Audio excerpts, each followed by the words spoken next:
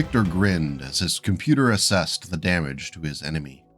When he'd first encountered the unusual mech, the computer had tried to tag it as a Warhammer, then as a Marauder, and then as a Victor. Realizing he had never seen its like before, Victor commanded the computer to record all the data on the machine under the name Thor, which he chose because the mech had a heavy autocannon in one arm and a PPC in the other. Thunder and lightning, just the stuff the god Thor used to toss about. Lethal Heritage, page 196, by Michael A. Stackpole. With all the stories of defiant resistance of Inner-Sphere planets against the clans during Operation Revival, it's often overlooked that the first to face the wrath of the clans lived well beyond the reach of anything that could be called the Inner Sphere. Periphery worlds like von Strang's world would be the first to face a seemingly unstoppable foe. Of course, that didn't keep them from trying on von Strang. For the planets and people left behind by the destruction of the RimWorld's Republic, interstellar politics might have been an increasingly distant memory, but all the trials and tribulations of life continued. On von Strang, the roughly 20,000 inhabitants made the most of their temperate world 15 days from its system jump points. Most of them were employed as craftsmen and laborers for the planet's ruling family. The von Strangs had what could be generously described as a grudge against all things Inner Sphere. This dated back to the days of the Star League and what the von Strangs considered an unjust oppression from the SLDF under Kerensky.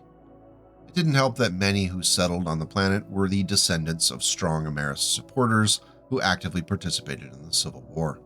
It's all worth mentioning today because when the clans bid for the right to take von Strang, the Jade Falcons were particularly eager for the opportunity, as the name von Strang was strongly associated with brutal war crimes carried out across North America during Terra's time under Ameris' boot.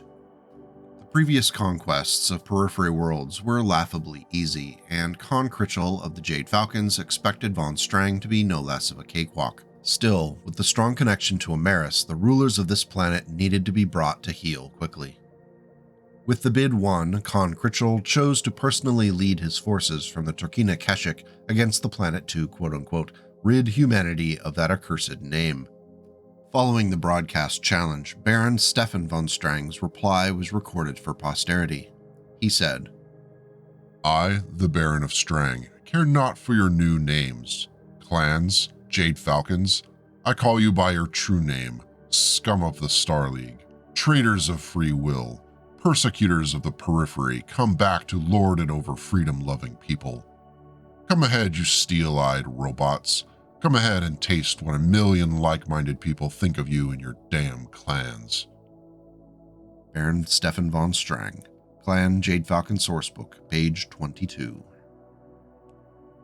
To the surprise of Con Critchell and his Turkina Keshik, the planet's residents had been working for hundreds of years in preparation for an eventual showdown with an invading force.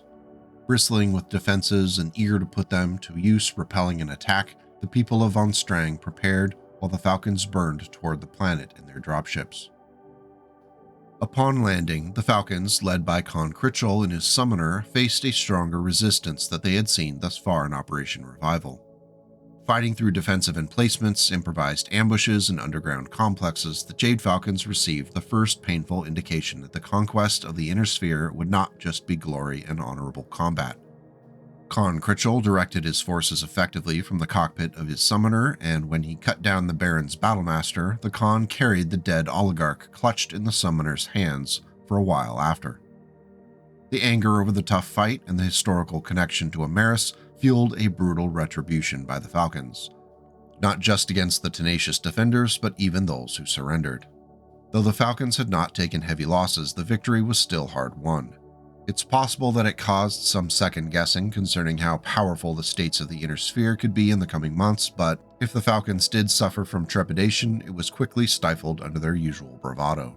The invasion would continue as planned, and von Strang's world would end up a historical footnote on the march toward Terra. This battle was no longer governed by the rules of Zelbriggen. It had become a melee the moment Seth Davis had broken his bid. So he let Barbara Sennett take on the Wyvern, and he turned to pummel the Black Knight. With the summoner's appearance, the Comstar pilots realized they were outmatched and began backstepping away, firing as they retreated. Always Moving, The Battle of Tukayyid, page 117, by Stephen Mohan, Jr. On Van Strang, along with dozens of other worlds, the Jade Falcons and other invading clans relied upon vastly superior technology and what they believed were genetically enhanced warriors that could outthink and outfight the best that the Inner Sphere had to offer. Thanks to its popularity among the clans and a rather unfortunate cartoon series that highlighted it, the 70-ton Omnimech named the Summoner became a well-known face of the invasion. The Summoner's story begins long before Operation Revival, during a time when the clans were just embracing Omnimech technology. Clan Jade Falcon was quick to see its potential, and once they'd wrestled the technology away from Clan Coyote, the scientist caste was put to work. In order to save development time, their new Omnimech would draw heavily from two already proven BattleMech designs. Both the Warlock and the Thresher contributed key components to what would eventually be called the Summoner.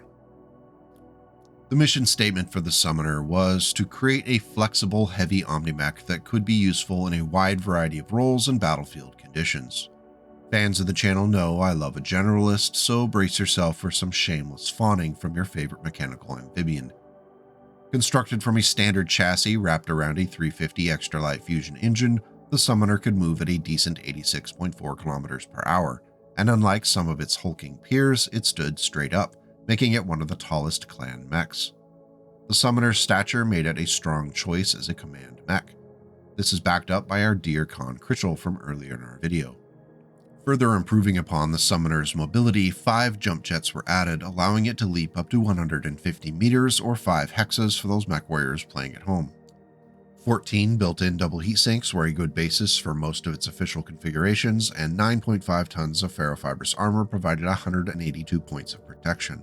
This put the Summoner on the lighter end of the armor spectrum in comparison to the Timberwolf's 12.5 tons of ferrofibrous armor, and when eventually encountering Inner Sphere battlemechs, care would need to be taken not to tank too much damage. While not as egregious as the Hellbringer's armor, it's still something to keep an eye on. With all else including gyro, cockpit, and Falcon-themed fuzzy dice sorted out, that left 22.5 tons for pod space. Just for comparison, the 5-ton more massive Timberwolf had 27.5 tons to play with, but lacked the integral jump jets. On the other side, the 65-ton Hellbringer had 28.5 tons of pod space, but that was paid for with a lack of jump jets and a 1.5 tons less armor. Opportunity cost spares no one. The primary configuration for the Summoner consisted of several heavy-hitting weapons. An ERPPC in the right arm tended to leave an impression at long range, and it could be backed up with the iconic LRM-15 rack located in the Summoner's left shoulder. At a slightly shorter range, the left arm mounted LB-10X autocannon added strong boomstick vibes. The trio of weapons, each from a different class, added up to what Victor Steiner Davion described as thunder and lightning, just the stuff the god Thor used to toss about. In fact, this comment resulted in the Inner Sphere designation Thor sticking and becoming ubiquitous. The Summoner primary configuration packed a punch, and it had the benefit of running extremely cool thanks to the 14 heatsinks. A min-maxer might point out that it is oversynced for the build, as leaping a full 5 hexas on jump jets while alpha striking resulted in just 27 heat, but I would counter by suggesting that doing that every single turn until you run out of ammunition would be hilarious.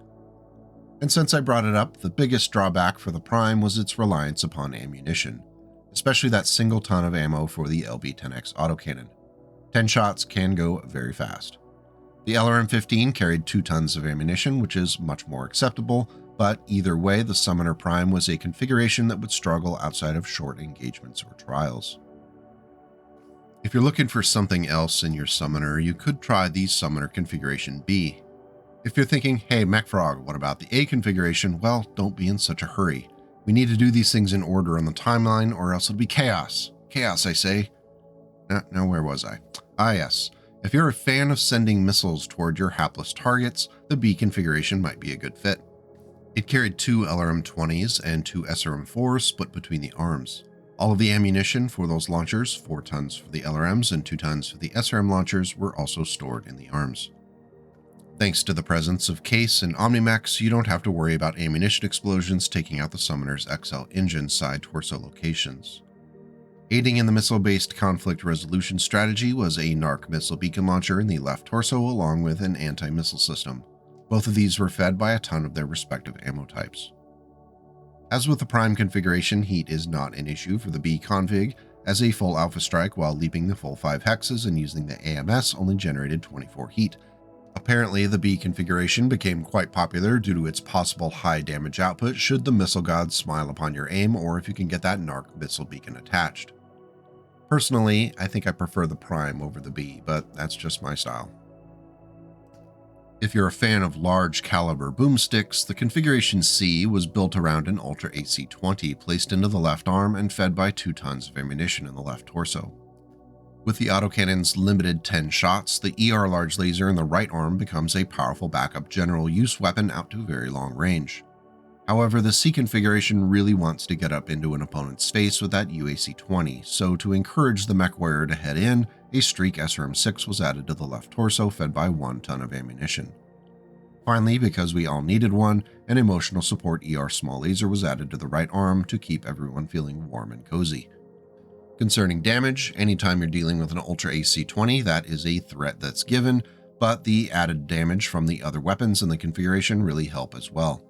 The downsides include 3 tons of ammunition in that left torso, which, if cooked off, could leave the mech with 2 engine hits. The other downside is ammo related in that the 10 shots of ultra autocannon ammunition could go very quickly.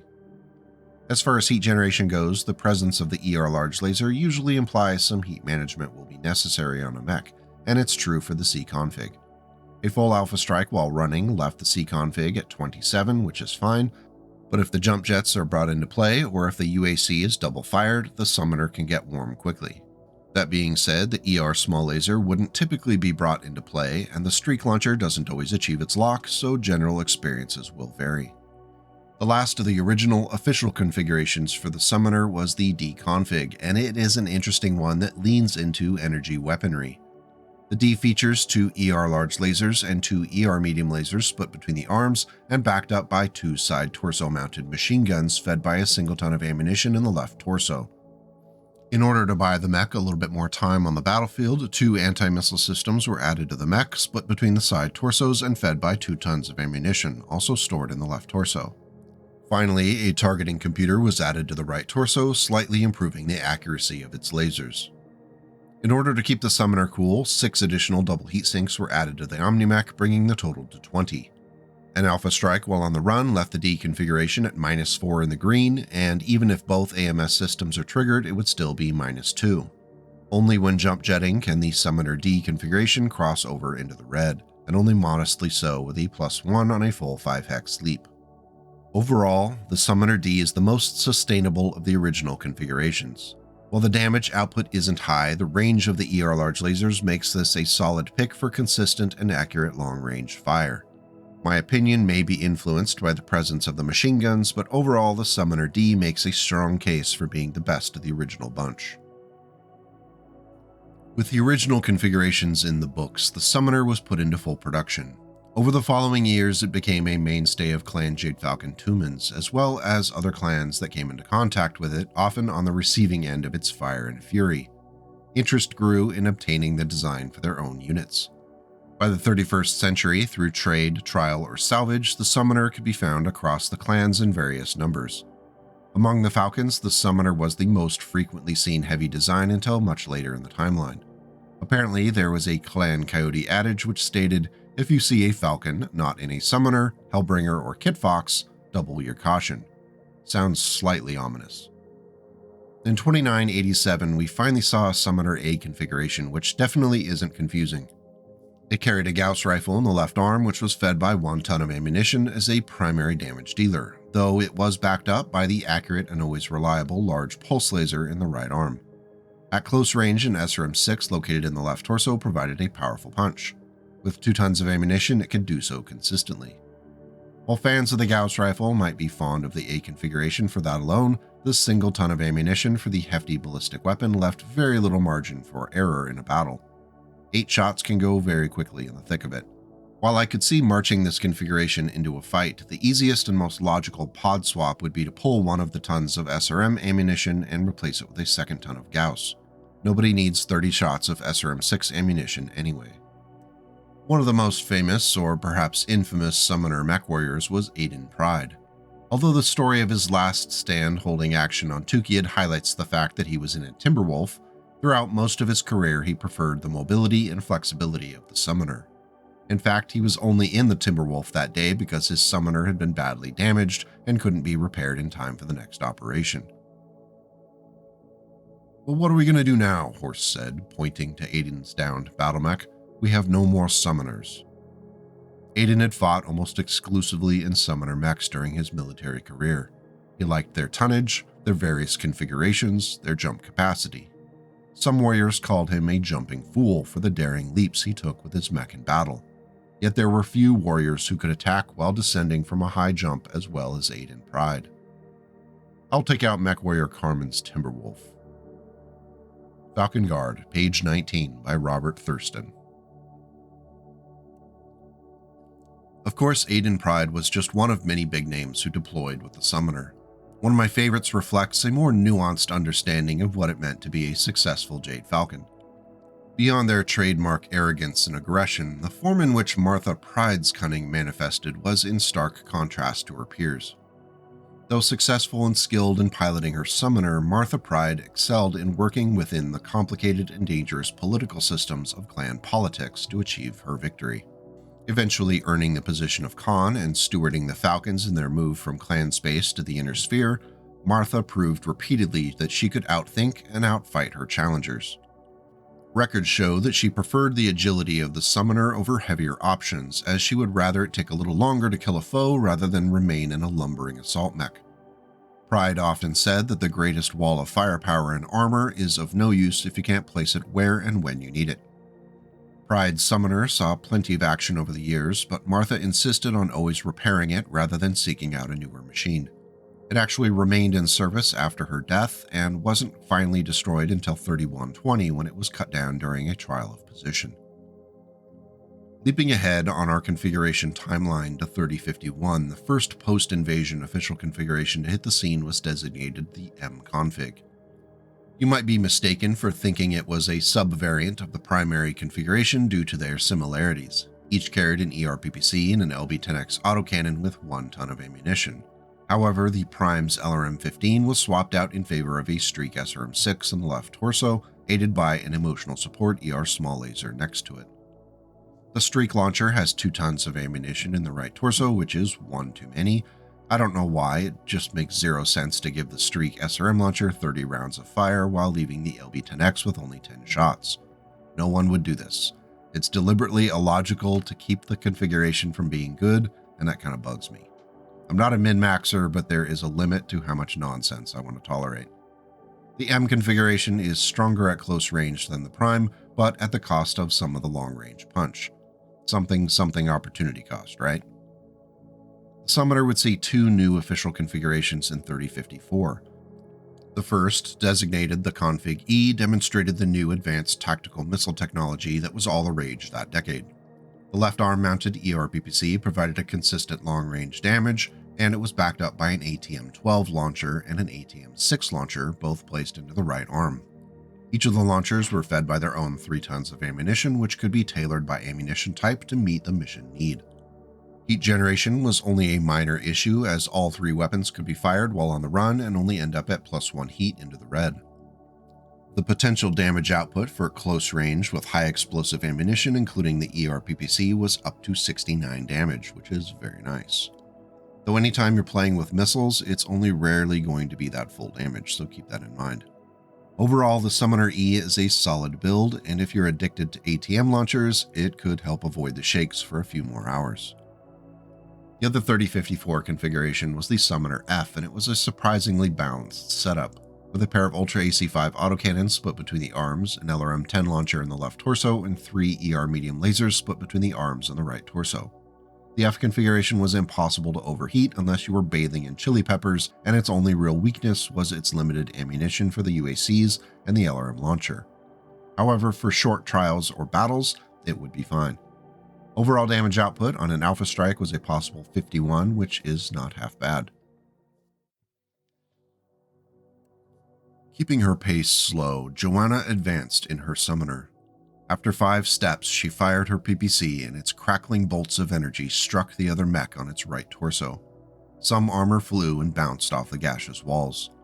The direwolf took a step backward, a move that caught Joanna off guard. She had hoped to damage its anti-missile system by concentrating some fire on that side, and she might have scored a lucky shot on it. Withholding her fire, she stayed where she was, daring Natasha Kerensky to make the next move. I Am Jade Falcon, page 224, by Robert Thurston. Now, it would be sacrilegious of me to do a video on the summoner without mentioning Joanna's visit to Twycross in December of 3057.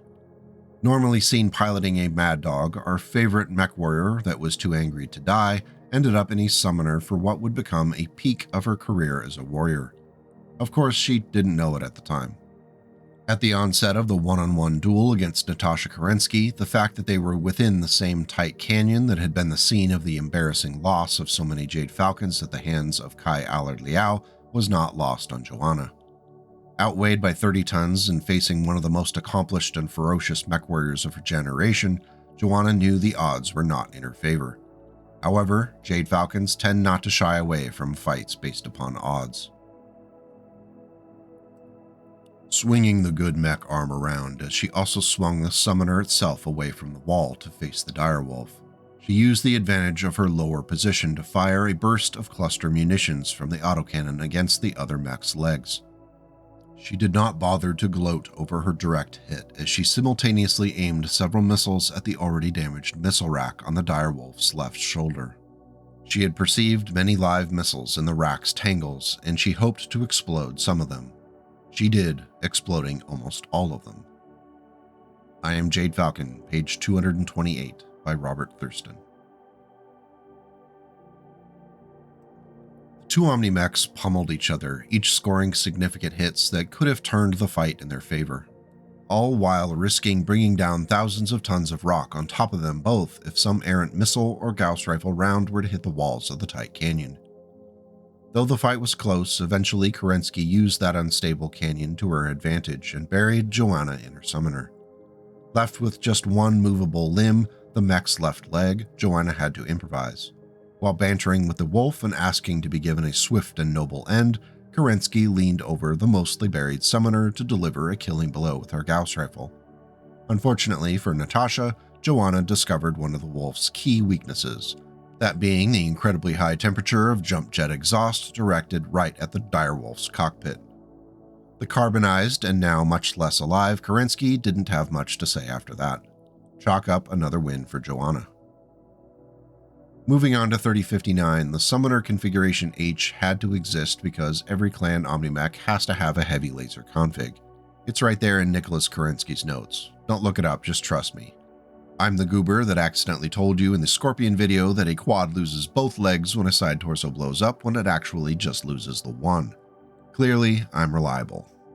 Crow eating aside, the Configuration H relies upon its 16 damage output from a pair of large heavy lasers split between the left and right arms. If you're adding up the heat at home, that's 18 heat apiece or 36. I didn't need a calculator for that, I swear. Backing up the big lasers were a pair of ER medium lasers also split between the arms. With the aid of a targeting computer in the right torso, that +1 to hit for the heavy lasers was zeroed out and the ER medium lasers sat in a nice -1. Finally, an anti-missile system was added to the left torso, fed by a single ton of ammo. The good aspects of this configuration included an impressive 16 damage apiece from each of the large heavy lasers and the fact that the range profile for those and the ER medium lasers line up exactly.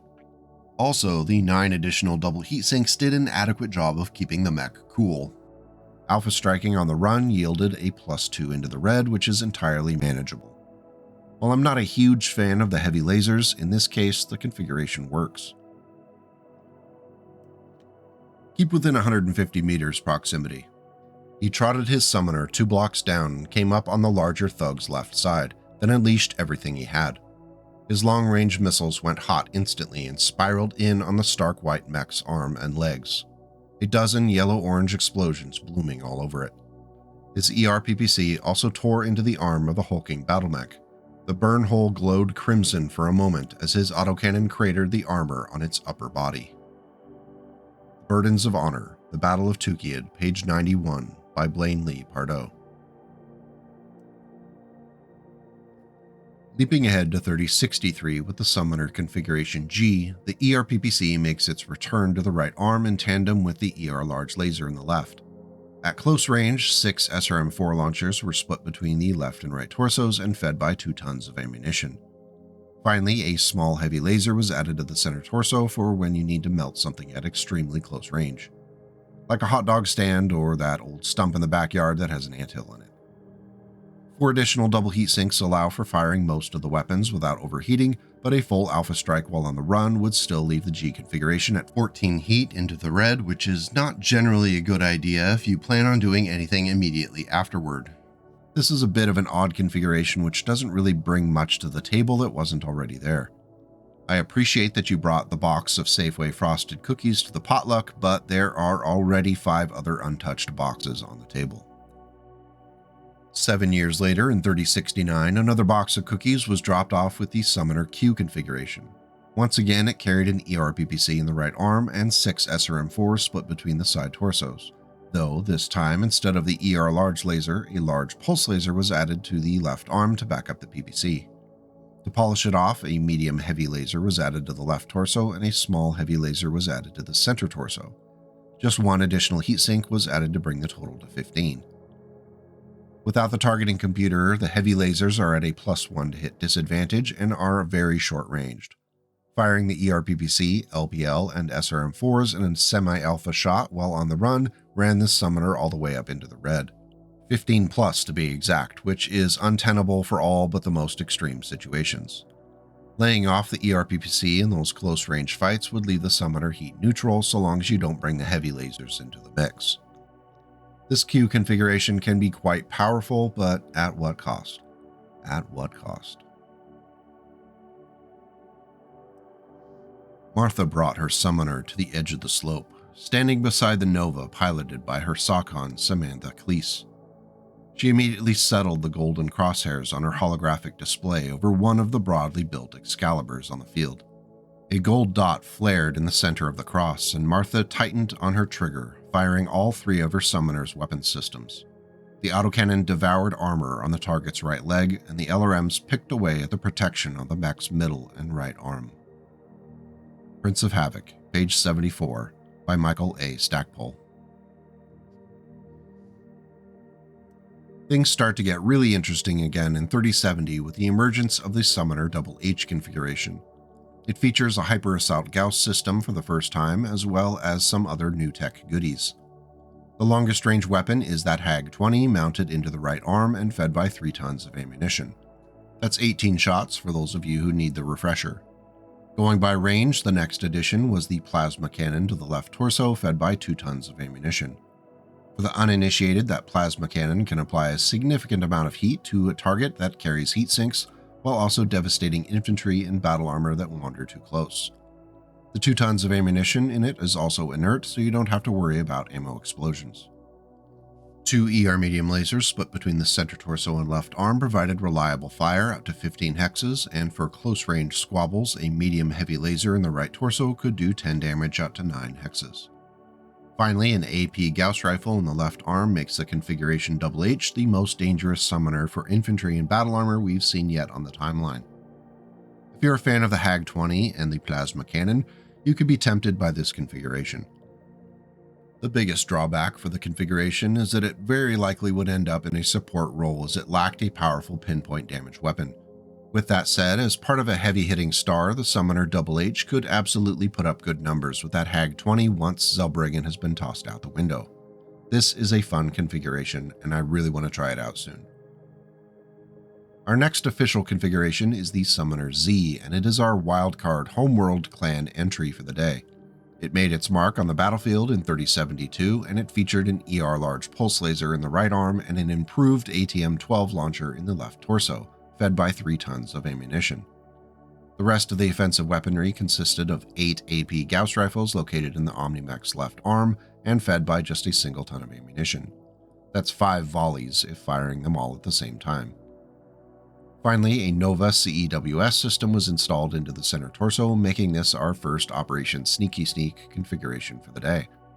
Heat isn't an issue for the Z config, and the flexible accuracy of the IATM-12 makes this mech a danger at all ranges. While the limited lore-accurate access to the IATM would make the Z configuration a rare or even an impossible sight on battlefields, it's pretty neat as a platform for that technology.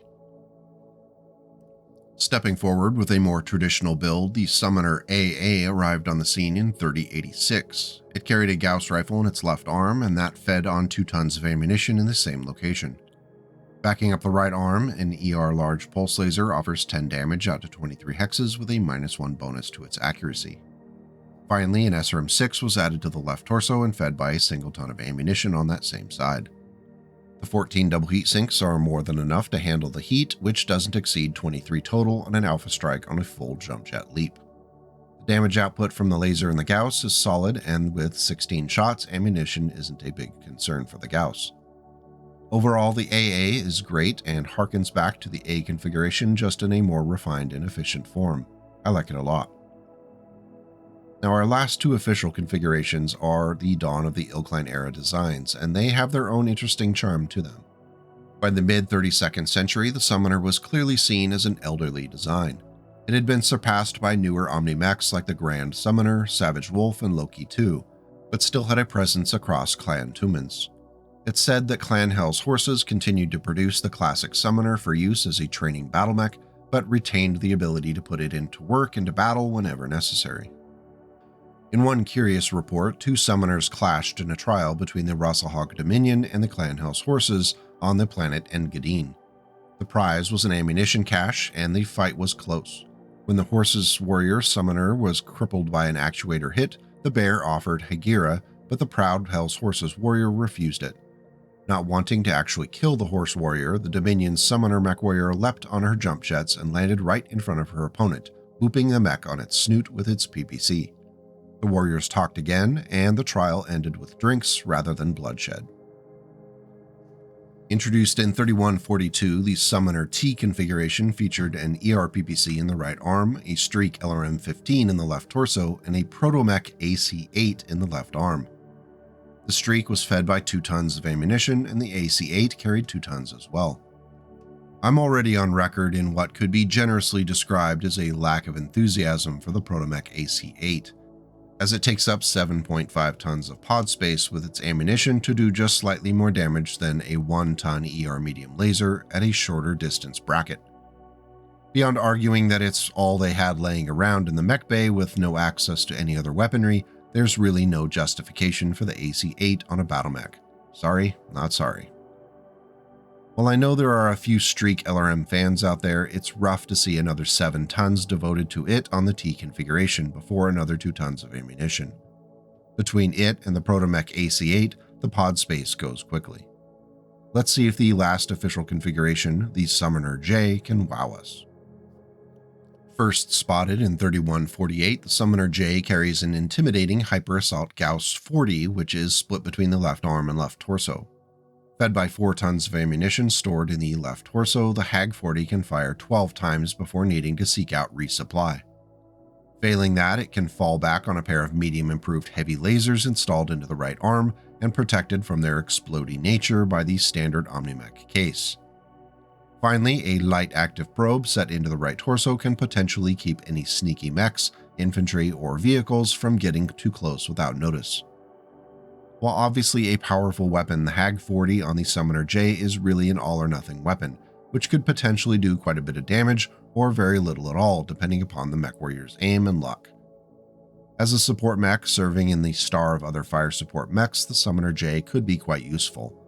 However, it might beg the question for why you would place a summoner into this role over other potential options. Because my ego has no measurable boundaries, I did take a crack at creating my own totally non-canon summoner configuration. Designated the Summoner 1MF, I built a machine that I think struck a nice balance between potency and flexibility. Of course, you can feel free to let me know if it's horrible and I'm a bad person for making it in the comments below, should you choose. Just make sure you use plenty of popular keywords with your insults to help with the algorithm. Starting with the longest possible range, the Advanced Tactical Missile 12 launcher located in the left arm carried 4 tons of ammunition for varying types in order to reach out and ruin someone's entire day. At 3 damage per high explosive missile, that's a potential 36 damage in missiles should the aim be true. Backing it up, starting at 20 hexes, the tried and true large pulse laser in the right arm brings that "oh geez, not again" vibe to the party. At 18 hexes, the plasma cannon installed into the right torso can throw a wrench into the well-balanced heat curves of opponents or set infantry on fire in droves. It's up to you, go wild. It has 1 ton of ammunition, which is just 10 shots, so make them count. Starting at 15 hexes, an ER medium laser in the left torso offers its reliable damage and fair heat generation. Finally, because it really wouldn't feel right without one, an emotional support ER small laser was added to the left torso. I feel warm and fuzzy just saying that. This is the power of the small laser. The 1MF's 14 double heat sinks are adequate for most general purpose use, though alpha striking while on the run would result in 6+ heat into the red.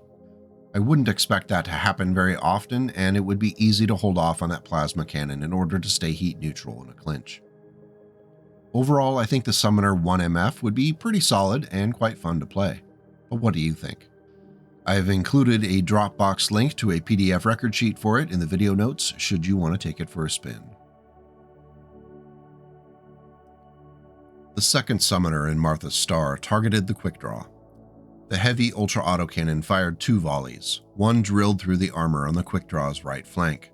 A silvery explosion heralded the death of a jump jet, while a splash of green smoke indicated a heat sink had been destroyed.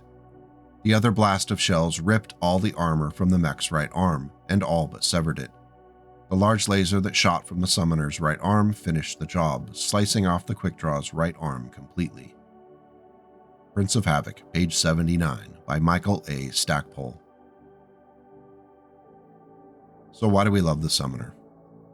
It's a question that's been bouncing around my brain all week, and as much as I'd like to have a concise answer, I'm not sure there is one. There are some really great configurations across the timeline, yes. Its agility sets it apart from its peers in the OG 3050 crew, of course.